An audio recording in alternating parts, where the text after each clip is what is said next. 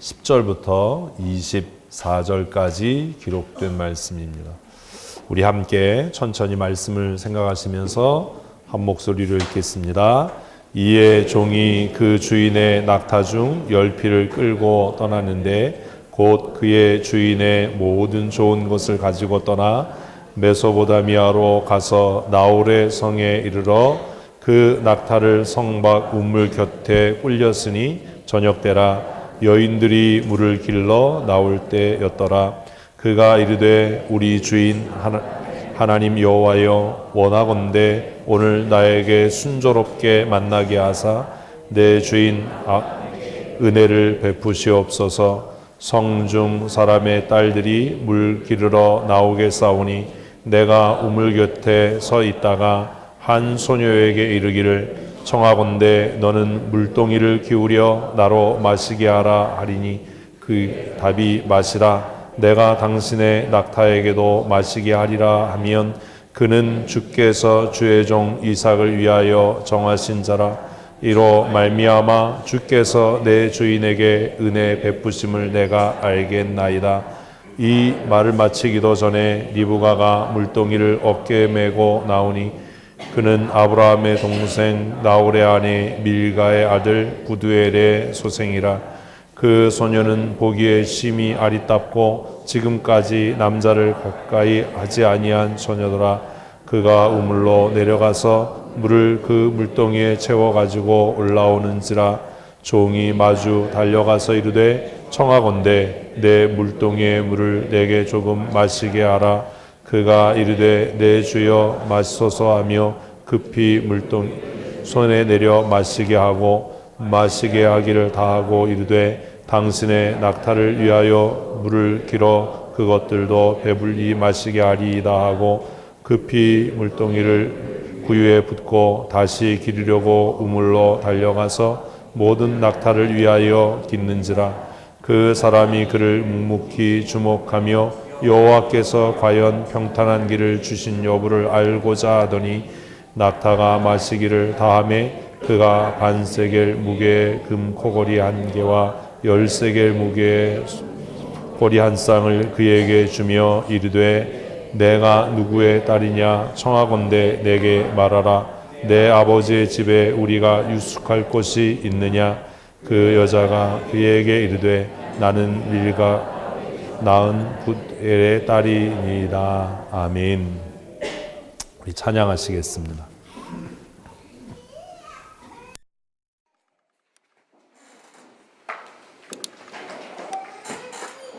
오래된 거라서 잘 모르시나요?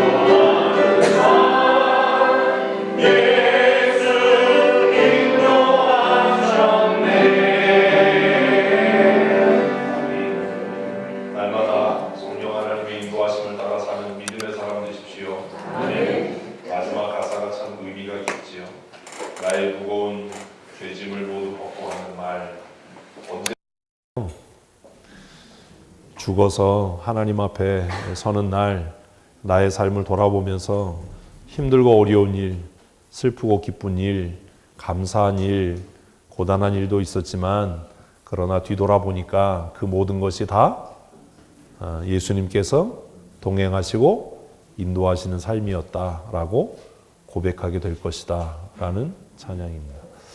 좀 오래됐는데 이 옛날 찬양들이 저는 옛날 사람이라서 좋은 것 같아요.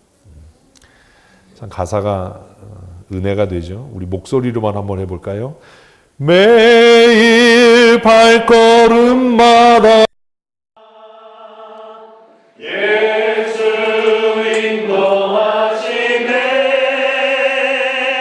나의 무거운 죄짐을 모두 벗고 하는 말 예수 인도하셨네. 아멘. 지금 어렵고 힘겨운 시간을 보내신 분 혹은 그 찬란한 인생의 순간을 보내시는 분들 모두 날마다 예수님의 인도하심을 따라서 승리하는 믿음의 사람이 되셨으면 좋겠습니다. 오늘 우리 함께 읽은 본문 말씀을 가지고 믿음의 기도 혹은 또 응답받는 기도는 어떤 것인지 말씀을 함께 묵상하려고 합니다. 우리 말씀이 정말 그러한가 생각하시고 그러면 내가 어떻게 살아야 할까라고 하는 것들을 우리 자신에게 가르치고 적용하는 그런 은혜의 시간이 되었으면 좋겠습니다. 아멘. 그냥 우리 웬만하면 그냥 아멘 하고 그냥 그러십시다. 우리 기도가 다 응답되는 건 아니죠. 어떤 분들은 응답이 없는 것도 응답이다라고 이야기하는데 왜 누구의 기도는 응답이 되고 누구의 기도는 응답이 되지 않을까? 또 명확하게 말하면 어떤 건 기도인데 왜 어떤 건 기도일 수 없을까? 성경이 말하는 기도란 도대체 뭔가? 우리의 기도는 성경적인가 아니면 인본적이거나 세속적이거나 또 샤머니즘적이거나 이교도적인가 라고 하는 것들에 대한 고민을 우리가 먼저 해보아야 합니다. 많이 기도하고 오래 기도하는 것보다 우리의 기도가 정말 성경적이고 하나님이 원하시는 기도인가라고 하는 것들을 되짚어 점검하는 일들이 굉장히 중요하고 필요한 일입니다. 신앙생활을 처음 시작할 때 누구도 우리에게 기도는 이런 것이다, 이렇게 기도해야 된다라고 가르쳐 준 일이 없습니다. 그래서 우리는 그저 귀동량을 통해서 누가 그렇게 하니까 그런 것들을 통해서 기도를 배우고 그것이 습관이 돼서 마치 오래 기도하고 많이 기도하면 그 기도가 하나님이 원하시고 응답받는 기도인 것처럼 생각하는데 마태복음만 읽어봐도 오래 기도하고 많이 기도하는 것은 하나님이 원하시는 것이 아니라 하나님이 원하시는 기도가 따로 있다라고 하는 것들을 우리는 이미 알고 있으면서도 우리의 습관이 그러해서 쉽게 우리의 습관을 포기하지 못합니다. 특별히 마태복음 5장, 6장, 7장에서 예수님께서 많은 분량을 할애해서 하나님이 원하시는 기도, 응답받는 기도가 무엇인지를 명확하게 가르치시고 말씀하셨습니다. 그리고 바리새인들의 그 계속되는 기도, 중언부언하는 기도, 습관적인 기도, 그런 기도에 대해서 예수님께서 신랄하게 책망하시고 비판하시고 정죄하셨던 것도 우리는 성경을 통해서 압니다.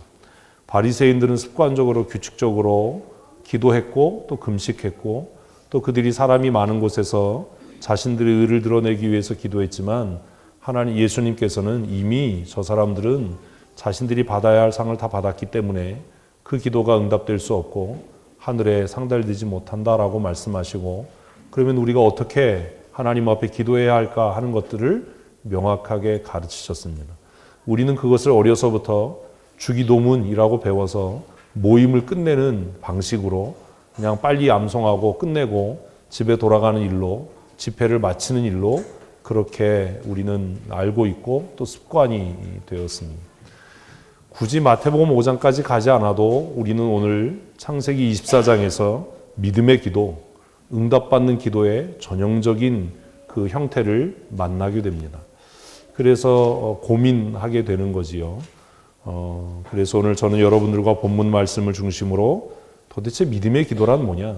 인본적이지 않고 세속적이지 않고 또 하나님께서 들으시고 즉각적으로 응답하는 기도의 형태는 무엇인가 하는 것들에 대해서 말씀을 가지고 함께 은혜를 나누고자 합니다.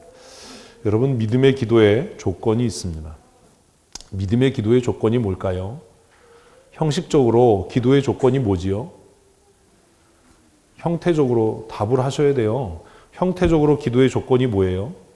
가장 중요한 형태적인 기도의 조건은 예수 그리스도의 이름으로 기도해야 한다라는 거지요. 그래서 기도를 마칠 때 꼭 그 마침이 무엇으로? 예수님의 이름으로. 주님의 이름도 아니고 그분의 이름도 아니고 당신의 이름도 아니고 누구의 이름으로? 예수 그리스도의 이름으로 기도하는 겁니다. 그게 형태적인 기도의 조건입니다. 관계적인 면에서의 기도의 조건이 있습니다. 관계적인 면에서의 기도의 조건은 뭐지요? 하나님이 나의 하나님이 되시고 내가 하나님의 백성이어야 그것이 기도입니다.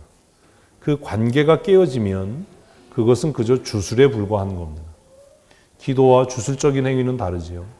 오늘 기독교의 기도가 굉장히 타락하고 또 변질되어져서 주술적인 성향을 띠는 그런 형태가 강합니다. 그래서 아직도 교회 안에서 굉장히 논란이 되고 있지만 우리가 흔히 말하는 방언기도라고 하는 것에 대해서 굉장히 거세게 비판하고 성경적이지 못하다. 초대교회가 했던 방언기도와 지금 은사주의자들이 이야기하는 방언과는 전혀 관계가 없고 그것은 좀 악하게 심하게 평하는 사람들에 의해서 그것은 기도가 아니다라고 평가되는 이유가 있습니다. 왜냐하면 기도라고 하는 것을 우리가 교과서적으로 배우면 하나님께서 나의 아버지가 되시고 내가 하나님의 자녀로서 인격적인 대화이고 인격적인 만남이라고 이야기하는데 방언으로 우리가 기도한다라고 할 때 가장 중요한 문제가 뭐냐 하면 기도하는 사람도 그 기도의 내용을 알지 못한다라는 겁니다. 그리고 그것이 완전한 문장이나 어구가 아니라 반복되는 어떤 음절이라면 그걸 기도로 볼 수 없다라고 하는 것이 보편적으로 개혁주의 신앙의 입장을 따르는 신학자들의 관점입니다. 아직도 방언 기도에 대한 여러 가지 그 논의들이 있지만 우리가 한 번쯤 생각해 보아야 합니다. 때때로 방언으로 기도하는 사람들에게 왜 방언 기도가 필요하냐라고 물으면 오래 기도할 수 있고 기도를 오랜 시간 지속할 수 있고 많이 기도할 수 있고 그것이 영적인 것이기 때문에 방언 기도는 더 깊은 기도의 세계로 나가는 것이다라고 이야기하지만 성경 어디에도 오래 기도하고 많이 기도하라고 이야기하는 것은 가르친 부분은 없습니다. 그리고 그것이 정말로 영적인 기도인가 하는 것에 대해서도 검증할 수 있는 방법이 없다라는 데 문제가 있습니다.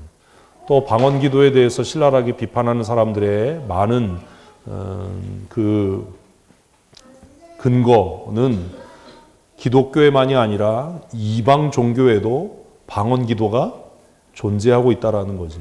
불교에도 또 아프리카 토속 종교에도 많은 이교도에도 뭐가 있다고요? 방언 기도가 있어요. 그렇다면 그들도 다 성령에 의해서 기도하는 거냐? 그게 하나님이 주신 거냐? 하나님의 은사냐라고 이야기할 때 그것에 대해서 검증할 수 있는 방법이 없다라는 겁니다. 그런 면에서 기도의 조건이 뭐냐라는 것에 대해서 다시 고민하게 되고 성경이 말하는 하나님과의 인격적인 관계, 인격적인 교제로서의 기도가 뭐냐라고 하는 것에 대한 고민을 우리는 다시 하게 되는 겁니다. 오늘 본문에 그 아브라함의 종이었던 그 종의 기도가 굉장히 짤막하게 담겨 있습니다. 오늘 본문은 10절에 이렇게 시작하지요. 이해라는 말로 시작합니다. 이해. 이해라는 말은 뭐예요? 조건이 충족되어서라는 말입니다. 이해. 어떤 조건이 충족됐어요? 지난주에 아브라함과 아브라함의 종이 뭐 한 거예요? 언약을 맺은 거지요. 약속한 겁니다. 기도는 무엇에 근거해요? 약속에 근거해요. 누구와 누구의 약속? 하나님과 나와의 약속. 그래서 아까 이야기한 본질적인 기도의 조건, 내용적인 기도의 조건은 반드시 하나님이 뭐가 되어야 하고 나의 하나님이 되어야 하고 또 나는 그분의 자녀, 백성일 때 그 기도가 실효적인 능력이 있는 것이지 하나님과의 관계가 올바로 정립되지 않은 상태에서의 기도는 무의미하고 무가치한 겁니다. 그래서 본문 이해라는 말로 시작합니다. 아브라함과 아브라함의 종 사이에 뭐가 체결되어졌어요? 언약이 체결되어졌어요. 아브라함은 그 종에게 신실함으로 맹세하라고 요구했고 그 종은 신실하게 맹세합니다. 그리고 가나안 족속 중에서 내 아들의 아내를 취하지 말고 내 고향으로 돌아가서 그곳에서 내 아들의 아내를 취해라. 종이 다시 물었지요. 만일 그 여자가 따라오지 않으려고 하면 어떻게 합니까? 당신의 아들을 그곳으로 데리고 돌아가도 되겠습니까? 라고 물었을 때 아브라함은 그렇게 하지 마라. 다시 이삭을 내가 떠났던 곳으로 돌아가도록 하지 마라. 왜냐하면 이 가나안 땅이 하나님께서 나와 내 후손에게 주신 약속의 땅이다. 그래서 기도는 철저하게 무엇에 근거한다고요? 약속에 근거해요. 하나님께서 여러분의 좋은 아버지이심을 믿으십니까? 하나님을 아버지라고 하는 이유는 그분이 무슨 부성성을 갖고 있기 때문이 아니라 이 언약의 관계를 명확하게 하기 위함이에요. 우리가 하나님 아버지라고 하는 것은 그분이 우리를 낳았거나 그분이 우리를 이런 의미가 있는 게 아니라 하나님과 내가 무슨 관계다? 언약의 관계이다. 라고 하는 것을 우리가 확인하는 겁니다. 그래서 이 사건은 아브라함과 아브라함의 종의 무슨 관계? 언약의 관계. 기도의 첫 번째 조건 잊으시면 안 돼요. 제가 첫째로 둘째로를 안 해서 여러분들이 잘 정리를 못 하시는 것 같은데 그 정도는 정리할 수 있어야 돼요. 기도의 믿음의 기도, 응답받는 기도의 첫 번째 조건은 뭐예요? 언약의 관계예요. 언약의 관계. 하나님과 내가 무슨 관계인가? 언약의 관계인가라는 거예요. 그 언약의 관계라는 말의 또 다른 의미는 순종의 관계입니다. 우리의 기도가 응답되지 않는 이유가 뭐냐면 우리가 하나님 앞에 요구하고 요청하는 것은 굉장히 많은데 우리는 하나님의 뭐대로 안 살아요? 말씀대로 안 살아요. 그러니까 언약의 관계가 체결이 안 되는 거예요. 그래서 성경이 이야기하는 기도의 응답의 첫 번째 조건은 순종이에요. 순종의 사람 되십시오.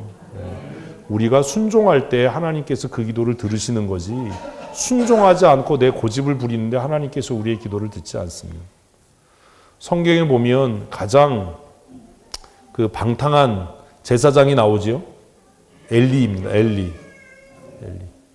그 엘리는 인정받을 수 없는 사람이었고 제사장으로 존경받지 못할 만한 사람이었음에 틀림이 없습니다. 그러나 한나는 그 엘리가 명하고 약속할 때 그 약속을 믿음으로 받고 뭐 하지요? 순종합니다. 내 생각에는요, 내 뜻에는요 이런 거 안 하고 엘리가 하나님께서 너에게 아들을 주실 거야. 네 기도를 들으실 거야. 다시는 염려하지 마 라고 할 때 한나는 그 말에 뭐 해요? 즉각적으로 순종해요. 그 순종이 결국 무엇을 가지고 와요? 기도의 응답을 가지고 와요. 우리는 그러지 않아요. 제가 30년 넘게 이렇게 말씀을 가르친 일을 해보면 많은 성도들이 하지만요, 그렇지만요, 제 생각엔요 이래서 순종하지 않아요. 기도가 응답될까요? 기도의 첫 번째 응답의 조건은 무엇함에 있다고요? 순종함에 있어요. 내 생각은 그렇지만 하나님의 말씀이 그러면 내가 순종하겠습니다. 내 생각은 그렇지만 지금 이 종의 염려가 뭐지요? 그 여자가 뭘 믿고 따라오겠냐? 신랑감을 보지도 못했고 그 집안이 어떤 집안인지도 모르는데 그 여자가 제정신이라면 이 먼 길을 따라오겠냐? 떠나고 나면 다시는 부모도 못 만나고 형제도 못 만날 텐데 그렇게 하겠냐? 이게 되겠냐? 라고 하는 염려가 있었지만 이해라는 말은 아브라함과 맺은 언약에 그가 뭐 했다? 순종했다예요. 기도의 첫 번째, 기도 응답의 첫 번째 요건을 잊지 마십시오. 정말 우리의 기도가 날마다 하나님 앞에 응답되기를 원하고 그 기도 응답을 통해서 우리가 승리하는 삶, 복된 믿음의 삶을 살기를 원한다면 많이 기도하고 오래 기도하려고 애쓰지 말고 먼저 하나님과 무슨 관계? 언약의 관계를 잘 유지하시고 그리고 그 언약의 관계를 잘 유지한다는 것은 하나님의 뜻과 하나님의 말씀에 어떻게 하는 것? 순종하는 겁니다. 제가 여러분에게 늘 말씀드리는 순종은 어때야 된다고요? 무조건적이어야 합니다. 아멘. 그리고 즉각적이어야 합니다. 이해라는 단어가 그것을 다 포함하고 있는 겁니다.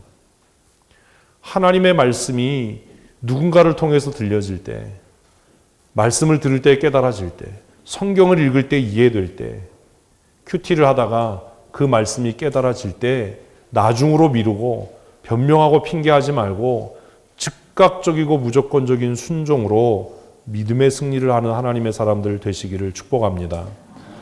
아브라함의 종은 그런 사람이었어요. 그는 즉각적으로 순종했어요. 그리고 얼마나 즉각적으로 적극적으로 순종했냐?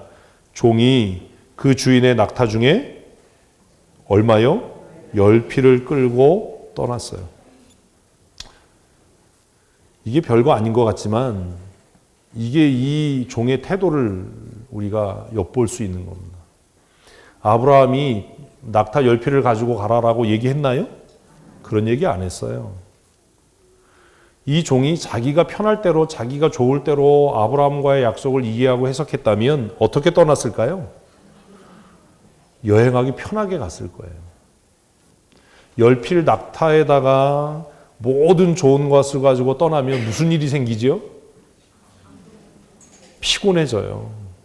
그 노정의 강도를 만날 수도 있고요. 그걸 관리하려면 힘들고 어려워요. 그냥 마지못해서 하는 순종이라면 어떻게 하면 돼요? 자기 혼자 단촐하게 여행하기 편하게 쉽게 그렇게 하면 돼요. 짐이 많아지면 속도는 더뎌지고 짐이 많아지면 일정은 지체되고 여행이 길어지면 몸은 피곤해집니다. 그런데 그 종은 얼마나 그 약속을 신실하게 지켰냐 하면 오늘 본문은 그냥 무심하게 기록하지만 주인의 낙타 중에 10피를 끌고 떠났는데 거기에 모든 좋은 것을 가지고 그가 떠났다. 이 기록을 통해서 아브라함이 그를 얼마나 신뢰했는지 우리가 알 수 있을 뿐만 아니라 그 종의 순종의 태도를 봅니다. 교회에서 제가 이렇게 여러 사람들과 사역하면서 우리 청년들이나 청소년들이나 우리 장년들이나 사역을 하면 어떤 사람은요, 시켜도 변명하고 안 하는 사람이 있어요. 또 두 번째 유형은 시키면 시키는 것만 해요. 그것만 해요. 어떤 사람은 시키면 그것과 아울러 눈에 밟히고 보이는 모든 것을 해요. 여러분, 어떤 사람이 하나님의 복 받는 삶을 살겠습니까? 근데 놀라운 건 말은 누가 제일 많은지 아세요? 시켜도 안 하는 사람이 말은 제일 많아요. 내가 이래서 안 되고 내가 이래서 못하고 내가 이래서 그렇고 내 생각은 어떻고. 참 희한하지요. 말이 제일 적은 사람은 어떤 사람이지요? 시키는 것뿐만 아니라 자신의 눈에 밟히고 거슬리는 것들을 해내는 사람들이 말이 없습니다. 그래서 일 시켜보면 압니다. 왜 성도들에게 팀장을 맡기고 진장을 맡기고 주일학교 교사를 맡기는지 아십니까? 여러분, 그게 내가 복을 받을 수 있는 사람인지 아닌지를 가늠하는 척도예요. 마지못해서 하고 억지로 하고 그의 삶이 정말 하나님의 은혜로 충만하고 나아질 수 있겠습니까? 우리 새해에는 어떤 일을 하더라도 기쁘고 즐겁게 하십시다. 힘들어도 낙타 10필쯤 끌고 가는 이런 열심이 있어야 되지 않겠습니까? 응답받는 기도의 첫 번째 조건 잊지 마십시오. 하나님과 뭘 체결하고? 언약을 체결하고, 그리고 뭐 해라? 즉각적이고 무조건적인 순종을 해라. 내 생각 없는 사람이 어디 있어요? 내 뜻이 없는 사람이 어디 있어요? 내 계획이 없는 사람이 어디 있어요? 그런데요, 성경은요, 망하던 모든 시대를 어떻게 평가하냐면 자기 소견에 옳은 대로 행했던 시대. 그 시대는 어떤 시대? 망한 시대. 무슨 사사 시대예요. 망한 시대. 사사뿐만 아니라 11개에도 자기 생각대로 행했던 시대는 망해버린 시대예요. 내 생각이 이러하지만 하나님의 말씀이 그렇다면 내가 뭐 하겠습니다? 순종하겠습니다. 그게 어떤 시대예요? 부흥의 시대예요. 부흥의 시대. 이스라엘의 역사 가운데 가장 큰 부흥을 이루었던 사람은 다윗입니다. 다윗의 삶의 특징이 뭐지요? 무조건적인 순종입니다. 구약의 족장 가운데 가장 큰 은혜를 받았던 사람이 누구지요? 아브라함입니다. 아브라함의 삶의 특징이 뭐지요? 무조건적인 순종입니다. 최고의 순종. 아들을 잡아 하나님 앞에 번제로 드리는 순종. 구구절절한 변명이나 핑계나 납득할 수 있는 이유가 아니라 하나님의 말씀 앞에 무조건적으로 순종하는 하나님의 사람들 되십시다.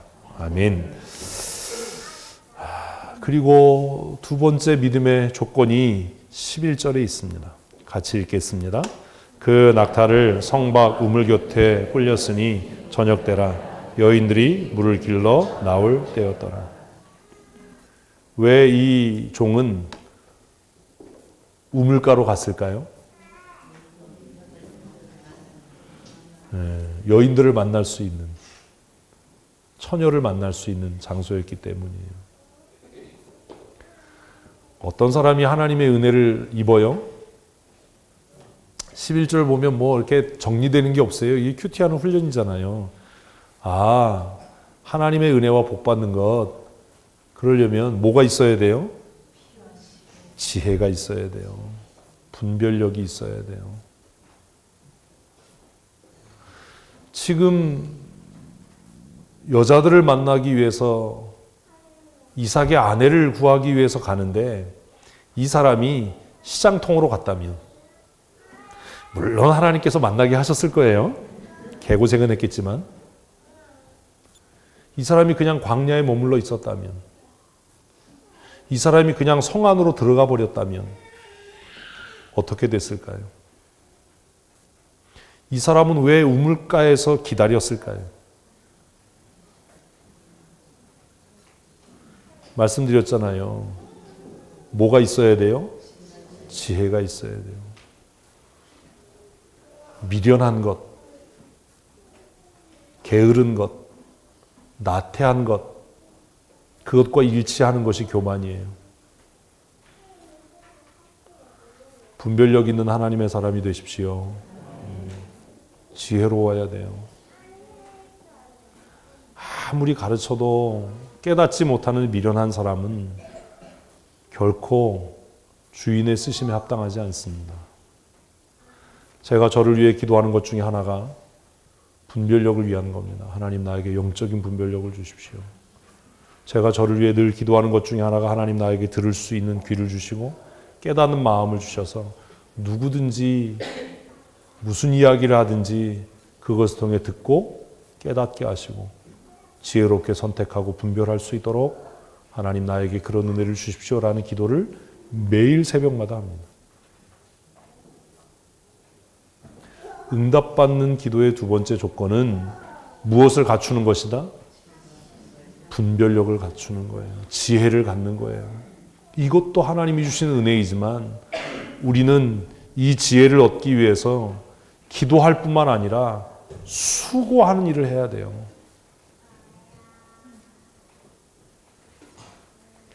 책을 손에서 놓지 말아야 하고 세상의 변화를 읽을 수 있어야 하고 그리고 자신의 실체 모습을 날마다 성찰하는 지혜가 있어야 합니다.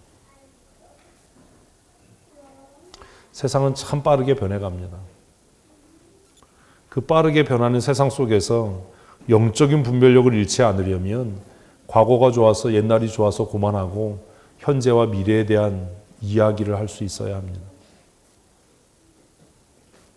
등 떨밀려 가지 말고 세상을 이끌어갈 수 있는 분별력이 있어야 되는 거지요. 사실 이 종은 여정에 피곤하고 지쳤을 겁니다. 그렇다면 서둘러서 어디로 가야 돼요? 여관으로 가야지요. 서둘러 성읍으로 들어가서 좋은 호텔에 묵어서 여장을 풀고 샤워하고 목욕하고 내일 해 뜨면 내가 내일부터 이제 좋은 아내감을 찾을 거야. 이게 정상적인 거잖아요. 미련한 사람의 특징 중에 하나가 서두르는 거예요. 여러분 서두르지 마세요. 조급해하지 마세요. 응답받는 기도 응답받는 삶의 비결은 무언가 깊이 생각하고 분별할 수 있는 지혜로부터 오는 겁니다. 이 종은 긴 여정에 피곤했을 겁니다. 지쳤을 겁니다. 쉬고 싶었을 거예요. 그 모래먼지를 씻어내고 따뜻한 차를 한 잔 마시고 편안한 잠을 자고 싶었을 겁니다. 그런데 그는 조바심 내지 않고 서두르지 않고 어디로 가야 현숙한 여인을 만날 수 있을지를 분별할 수 있는 지혜를 가지고 있었던 사람입니다. 그래서 그는 곧바로 자신의 몸을 편안하게 안락하게 쉬게 할 수 있는 호텔을 찾은 것이 아니라 아직 성문을 향해서 나아가지 않고 어디에 머물러 있는 우물가에 머물러 있는 인내와 수고를 실천했던 거지. 지혜 없는 사람들은 서두릅니다. 지혜 없는 사람들은 늘 분주합니다. 분별력이 없는 사람들은 늘 바쁘게 살지만 사실 이루고 얻을 수 있는 것은 그렇게 많지 않습니다. 하나님이 주시는 영적인 분별력과 지혜로 멈춰서야 할 때와 기다려야 할 때를 깨닫는 믿음의 사람들이 되셨으면 좋겠습니다. 제가 참 미련한 것 중에 하나가 이런 속도를 자꾸 잃어가는 거예요. 빨리 달리는 것, 빨리 하는 것, 서둘러 하는 것 중요한 일이지요. 그러나 그것보다 중요한 일은 때때로 뭐 하는 일? 기다리는 거예요. 멈춰 설 줄 아는 거예요. 서두르지 않는 거예요. 분별하고 판단하는 거예요. 하나님께서 저와 여러분들에게 이런 지혜를 주셨으면 좋겠습니다. 멈춰 서야 할 때를 깨닫는, 어디로 가야 할지, 무엇을 해야 할지 이해할 수 있는. 여러분, 근데 이 11절까지 기도가 나오나요? 안 나와요. 그런데 기도 응답의 조건이 이 두 가지였어요. 기도하는 행위 자체가 중요하지 않아요. 우리의 기도가 주술적인 일로 전락해버리는 이유가 뭐냐면 응답받을 수 있는 삶은 없고 뭐만 있어요? 기도하는 행위만 있는 거예요. 기도 응답은요, 기도하는 행위에서 이루어지는 게 아닙니다. 그렇게 생각하면 그 사람은 저기 산에 올라가서 절간에서 부처 앞에 절하거나 우상 앞에 절하는 사람하고 다를 게 없어요. 기독교 신앙의 기도 응답의 진짜 본질은 기도하는 행위에 있지 않고 무엇에 있다고요? 삶의 행위에 있어요. 삶의 행위. 여기까지는 종의 기도가 나오지 않아요. 그의 삶의 태도와 삶의 방식들이 나올 뿐이에요. 그는 피곤한 몸을 이끌고 성박 우물가에 낙타들을 앉히고 기다렸어요. 근데 이게 얼마나 고통스러운 시간이었겠어요. 지금 우물이 있습니다. 뭐 하고 싶어요? 마시고 싶지요. 낙타들도 얼마나 그 물이 먹고 싶었겠어요. 그죠? 우리 같으면 어떻게 했을 것 같아요? 서둘러서 물 마시고 낙타 물 먹이고, 아니에요. 우리 같으면요 우물가로 안 가고 곧바로 호텔로 갔어요. 가서 샤워하고 서둘러서 막 분주하게 막 뭐하고 내가 내일부터 내가 이렇게 할 거야 라고 했을 거예요. 그런데 이 종은 그렇게 하지 않았어요. 우물가 곁에 낙타들을 꿇어앉히고 기다렸어요. 삶의 지혜를 얻는 믿음의 사람들이 되십시다. 좀 지혜로워지세요. 지혜로워져야 돼요. 하나님이 지혜를 주셔야 되겠죠. 12절 읽습니다. 그가 이르되 우리 주인 아브라함의 하나님 여호와여, 원하건대 오늘 나에게 순조롭게 만나게 하사 내 주인 아브라함에게 은혜를 베푸시옵소서. 이제 12절에서 뭐가 나와요? 기도가 나와요. 그런데 이미 이 기도는 응답될 수밖에 없었어요. 왜요? 앞에 조건이 충족됐잖아요. 우리의 기도가 왜 응답되지 않는지 아세요? 뭐는 있는데, 기도하는 행위는 있는데 뭐가 없는 거예요? 조건이 충족이 안 되는 거예요. 정말 나쁜 말로 표현하면 백날 기도해봐야 응답이 없어요. 아무리 수고하고 애써봐야 그 기도는 응답되지 않아요. 하나님이 들으시는 기도의 사람들이 되십시오. 오래 기도하고 많이 기도하는 게 자랑이 아닙니다. 기도는 12절에 나와요. 근데 이 기도도 참 재밌어요. 이거 언뜻 읽으면요, 이 사람 믿음이 없는 사람이에요. 응? 그냥 쓱 읽으면 이 사람 문제 있는 사람이에요. 왜 문제가 있죠? 그가 이르되, 그가 기도했어요. 근데 이르되라고 하는 거 보니까 기도가 뭐 한 거예요? 대화한 거지요. 응?